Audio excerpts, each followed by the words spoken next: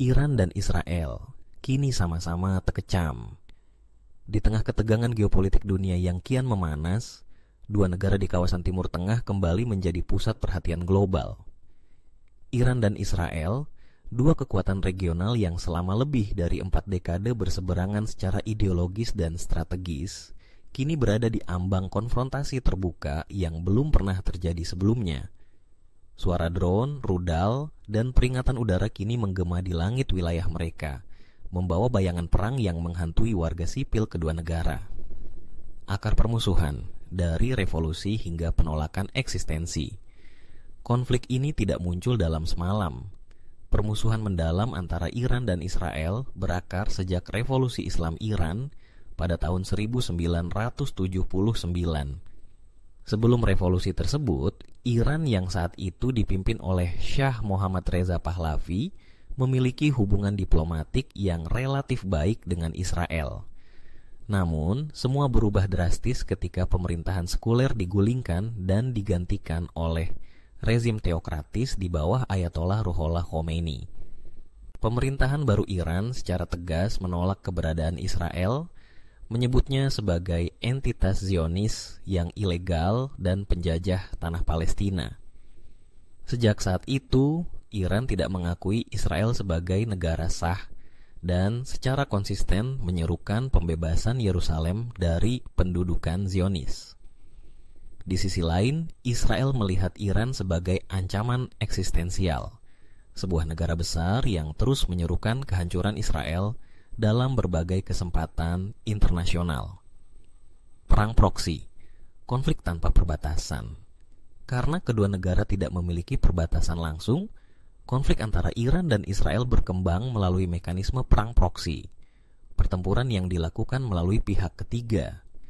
Iran telah lama membangun jaringan milisi dan kelompok bersenjata di berbagai wilayah Timur Tengah, seperti Hizbullah di Lebanon, Hamas dan Jihad Islam di Palestina, serta kelompok milisi Syiah di Suriah dan Irak. Tujuan Iran adalah membentuk semacam sabuk resistensi di sekitar Israel. Sebagai respons, Israel melancarkan ratusan serangan udara ke wilayah Suriah dalam lebih dari 1 dekade terakhir, dengan target utama gudang senjata dan jalur pasokan milisi yang didukung Iran. Serangan-serangan ini menjadi upaya Israel untuk mencegah Iran membangun basis militer permanen di Suriah. Ketegangan semakin meningkat saat perang sipil di Suriah meletus, membuka peluang Iran memperkuat pengaruhnya. Iran menjadi pendukung utama rezim Bashar al-Assad dengan bantuan senjata dan pelatihan militer. Israel pun memperketat pengawasan dan tidak segan menghantam konvoi senjata yang dicurigai menuju Hizbullah di Lebanon. Program nuklir Iran, ancaman atau alibi. Salah satu aspek paling sensitif dan kontroversial dalam konflik ini adalah program nuklir Iran. Israel menuduh Iran secara diam-diam tengah mengembangkan senjata nuklir, meski Teheran berulang kali menegaskan bahwa program tersebut hanya untuk keperluan energi dan medis. Sejak awal tahun 2000, Israel telah melakukan berbagai upaya diplomatik dan militer untuk menggagalkan ambisi nuklir Iran. Salah satu operasi paling mencolok adalah serangan siber menggunakan virus komputer Stuxnet pada tahun 2010 yang berhasil merusak sistem sentrifugal di fasilitas pengayaan uranium Natanz.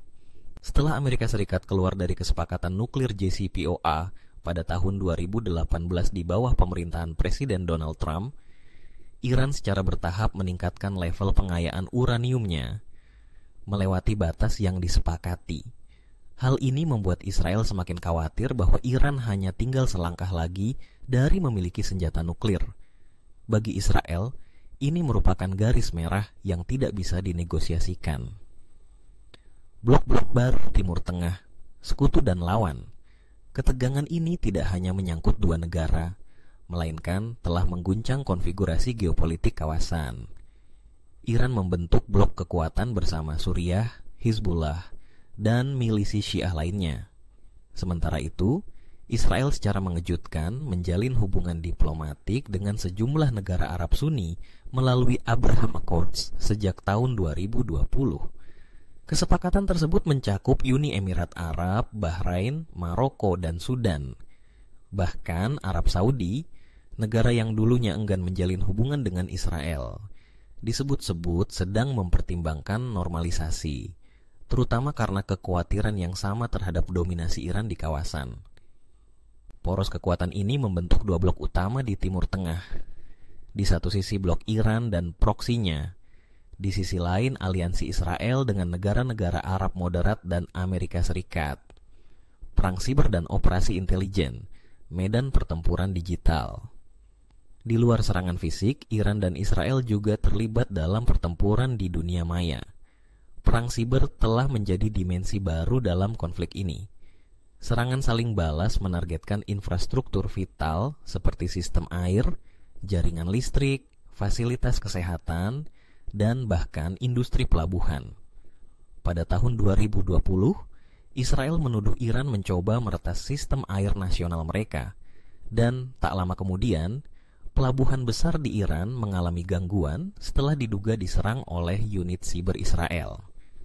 Kedua negara juga diketahui menjalankan operasi intelijen yang intensif dengan saling tuduh melakukan spionase dan pembunuhan tokoh-tokoh penting. Pembunuhan Jenderal Qasem Soleimani oleh Amerika Serikat pada awal tahun 2020 dengan bantuan informasi intelijen Israel menunjukkan bahwa konflik ini bukan lagi pertikaian regional semata, tetapi telah menarik perhatian dan keterlibatan kekuatan global. Eskalasi terbaru, titik didih di tahun 2025. Tahun 2024 hingga 2025 menandai fase baru konflik dari perang proksi menuju konfrontasi langsung. Israel melakukan serangan udara terhadap fasilitas militer di kota Isfahan, Iran, serangan yang jarang terjadi secara langsung di dalam wilayah Iran. Sebagai balasan, Iran meluncurkan lebih dari 200 drone dan rudal ke arah Israel. Meskipun sebagian besar berhasil dicegat oleh sistem pertahanan udara Israel, seperti Iron Dome, insiden ini menunjukkan peningkatan signifikan dalam eskalasi konflik. Risiko salah perhitungan kini sangat tinggi. Setiap aksi balasan dapat memicu respon yang lebih besar, yang berpotensi memicu perang berskala penuh di kawasan yang sudah sangat rentan. Dampak global, lebih dari sekadar konflik dua negara. Ketegangan antara Iran dan Israel tidak bisa dipandang sebagai konflik bilateral saja. Perang proksi mereka telah memperburuk situasi di Lebanon, Suriah, Irak, dan Yaman. Negara-negara besar seperti Amerika Serikat, Rusia, dan Tiongkok ikut terseret dalam dinamika konflik ini, membuat solusi damai semakin sulit diraih. Amerika Serikat tetap menjadi sekutu utama Israel dan terus memberikan bantuan militer dan intelijen. Sebaliknya, Rusia mempererat hubungan dengan Iran, terutama setelah Rusia dijatuhi sanksi internasional akibat invasinya ke Ukraina. Negara-negara Eropa berada dalam dilema. Di satu sisi ingin menghidupkan kembali kesepakatan nuklir dengan Iran demi menjaga stabilitas kawasan, tetapi di sisi lain tidak bisa menutup mata terhadap ancaman Iran terhadap Israel. Penutup, apakah masih ada harapan perdamaian? Konflik Iran dan Israel merupakan cerminan dari kompleksitas Timur Tengah yang tidak hanya dilandasi oleh pertarungan kekuasaan, tetapi juga ideologi, trauma sejarah, dan geopolitik yang saling tumpang tindih. Selama kedua negara tetap menganggap satu sama lain sebagai musuh utama dan menolak membuka ruang diplomasi yang adil, maka prospek perdamaian jangka panjang akan tetap suram. Namun sejarah membuktikan bahwa bahkan permusuhan paling sengit pun bisa mencair. Perdamaian antara Mesir dan Israel pada akhir dekade 70-an adalah contohnya. Maka meski kecil, harapan tetap ada. Selama komunitas internasional berani mendorong dialog yang adil dan kedua pihak bersedia membuka jalan damai.